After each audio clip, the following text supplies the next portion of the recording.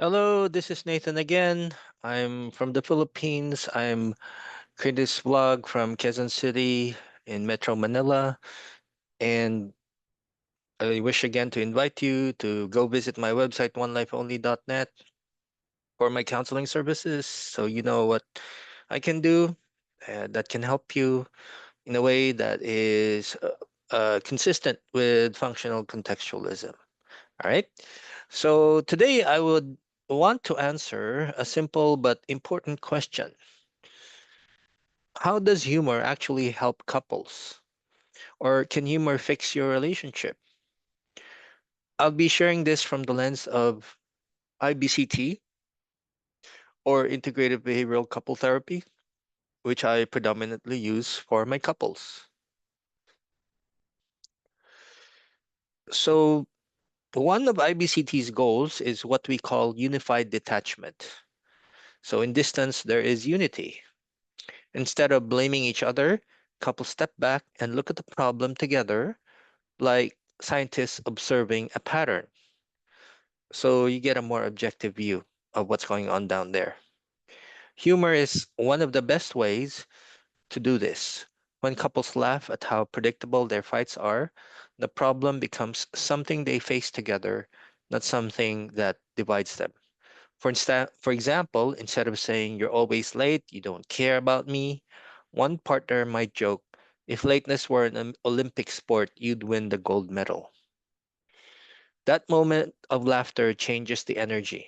Suddenly, it's not me versus you, it's us versus this quirky pattern. We all have this quirky pattern, don't we? Right. Second, humor reduces defensiveness. Couples can get stuck in cycles of criticism and withdrawal. A light, well timed comment can soften the tone and break the cycle before it escalates. It's like putting a pin in a balloon before it bursts. Humor diffuses the tension so the conversation can continue in a gentler way.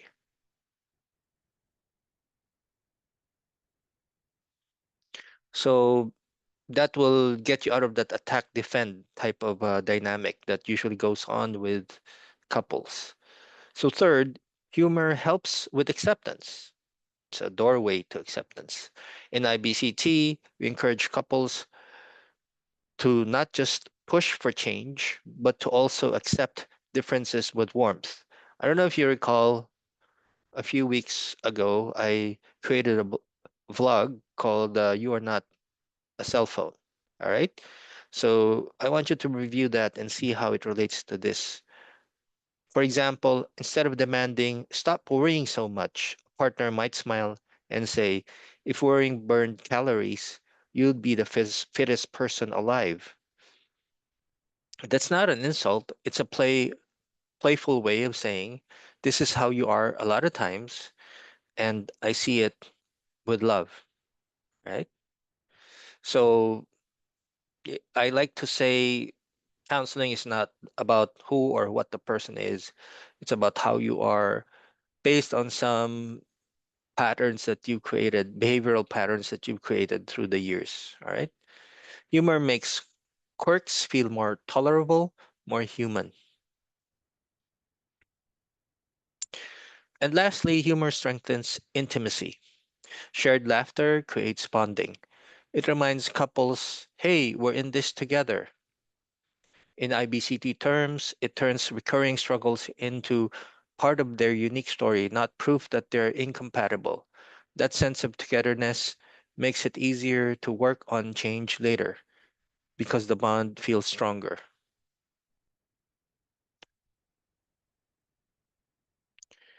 So, to summarize, from an IBCT perspective, humor helps couples by helping them see problems as ours, not just with one of them.